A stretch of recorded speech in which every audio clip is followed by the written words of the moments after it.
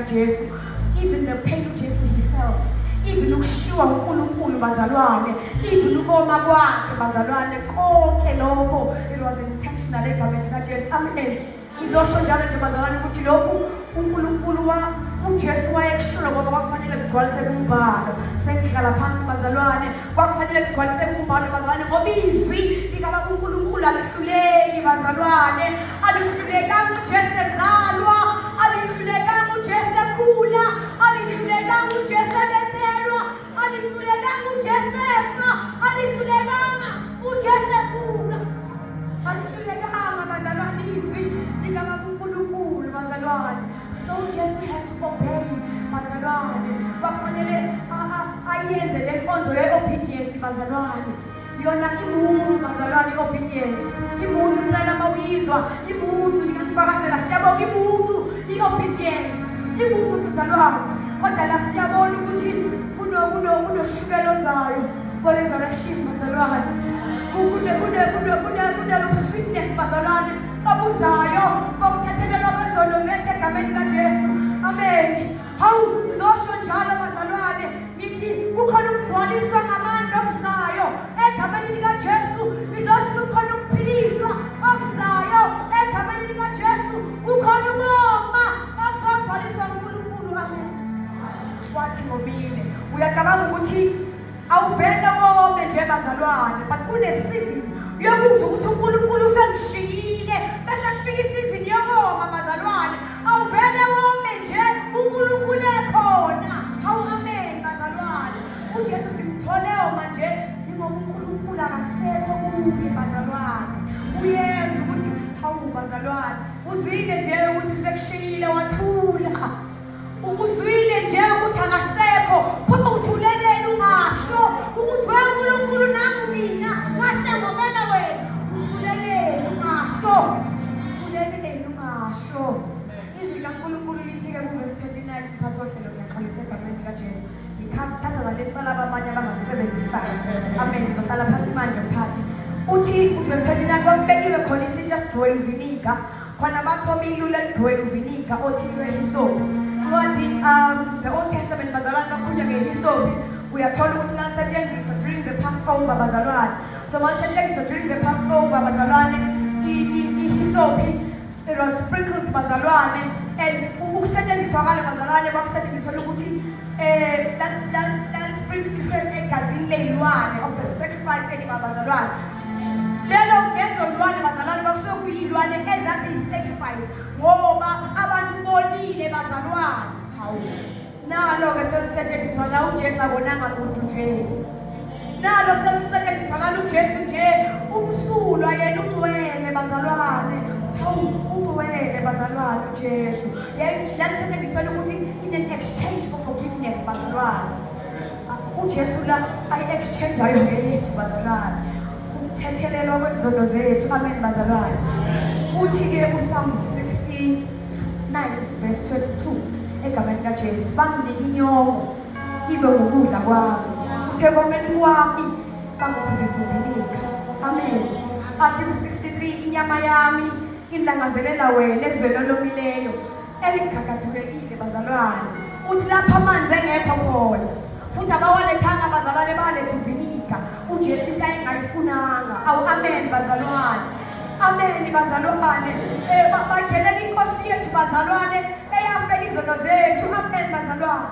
uJesu uthini ungomile bazalwane njengoba wayesehlukene noNkulunkulu. Amen. He was separated from God bazalwane. Ingakho ethi ngomile egameni likaJesu bazalwane. Awu amen.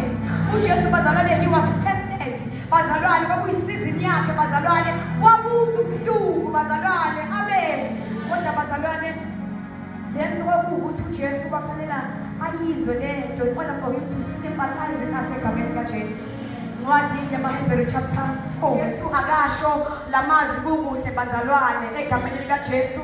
Siyathola bazalwane uJesu uqale athi uNkulunkulu wami ungishiyelani. Amen bazalwane. So uyabona ukuthi ngisesikhathini lapho nengibonayo ukuthi noma ngakuthiwa ngifisile to run away kodwa ngikwazanga njengamanje ngisothulini lwakho ukufa and there's no turning back bazalwane. Amen.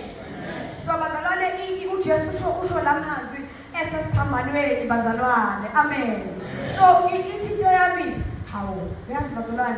So lento kaJesu yokufa yokubethelwa kwakhe ikhulunyiwe bazalwane in the Old Testament. Kunama prophecies mhlambe which are about 20 in the Old Testament asitshela ngokufa nokubethela kaJesu. Amen. Into yami ithi uwamile uJesu bazalwane. Uyena Jesu yini lo encwadini kaJona esimthola with the 7 I ams bazalwane. Uthi I am the bread of life. Uthi mina ngingumvini bazalwane. Uthi mina I am the resurrection and life bazalwane. Yilo Jesu yini walobo the 7 I ams. Uthi I am the truth ayiko bazalwane. Wena yini Jesu loyo manje owomile. Uyena yini bazalwane. Lo Jesu simthola esomile bazalwane. Amen. Wena yini Jesu lo esikuthola ukuhlangana nowesifazane waseSamaria ocela ukuthi akakuphuzise. Awuwena yini weJesu lowo. Uwe yini Jesu lowo owathi ey'sini zethu kogobhoza imfula yamanzi aphilayo. Uwena yini Jesu lowo manje suthi womile. Uwe yini lo othi Jesu ofuna amanzi akeze kuwe aphuze bazalwane. Uwena yini Jesu into yami iyabuza bazalwane ukuthi hawu uwena yini Jesu ushilo liyawena incwadi ya-Isaya wathi I will pour out waters egameni kaJesu. Hawu bazalwane ulowo who is thirsty. Sikanjani-ke manje wena usho wena Jesu usho wena. Yayizwa futhi ukuthi ifuna ukukhulu ngegameni kaJesu. Inkonzo nomnikazi wayo bazalwane egameni kaJesu. Ngiyabingelela mphathi egameni likaJesu abokuthi mkhulu. Ngiyabingelela komiti lonke labantu abasha egameni likaJesu. Ngiyabingelela abazalwane sinabo kwipanel egameni likaJesu. Ngiyabingelela baba bonke egameni likaJesu. Babulisa ukabinde noma siyabingelela siyathoba egameni likaJesu. Siyabingelela bazalwane sikhokho sami uNkulunkulu egameni likaJesu. Siyabingelela lapho bakhulu sikhokho siyabonga bazalwane presence yethu. Siyabingelela baba bonke abakhona egameni likaJesu waseNazaretha bazalwane. Thiwe akuzo sho amazwi ashiwo Jesu esiphambanweni bazalwane. Ngiyacela nje kakhulu ukuphuthuma kuDilani. Ngiyacela nje Nkosi yami ungifundele egameni likaJesu. Ngicela ukufundelwa umuntu ofunda njengami bazalwane ukuze ngoba siya-understandana egameni likaJesu. John chapter 19 verse 28 to 29. Ngiyabingelela bazalwane kunomngane wami la and my colleague uSiphelisihle wakamnyandu egameni likaJesu bazalwane. Ukhona usuke emhlanga bazalwane egameni likaJesu. Siyabonga kakhulu Makedeza. Amen. KuDilani ngiyacela ngimfundele egameni likaJesu verse 28 and 29 bazalwane egameni likaJesu. Amen. John chapter 19 verse 28. Emva kwalokho uJesu ekwazi ukuthi konke sekuphelelisiwe ukuba umbhalo ugcwalisekile wathi ngomile. Amen. Ngiyabonga egameni likaJesu. Emva kwalokho uJesu ekwazi ukuthi konke sekuphelelisiwe ukuba umbhalo bazalwane ugcwaliseke wathi ngomile. Amen bazalwane egameni likaJesu. Leli verse landulela bazalwane uPsalm 22 verse 15 athi Jesu khona amandla ami omile njengezi athi ulimi lwami lunamathele olwangeni.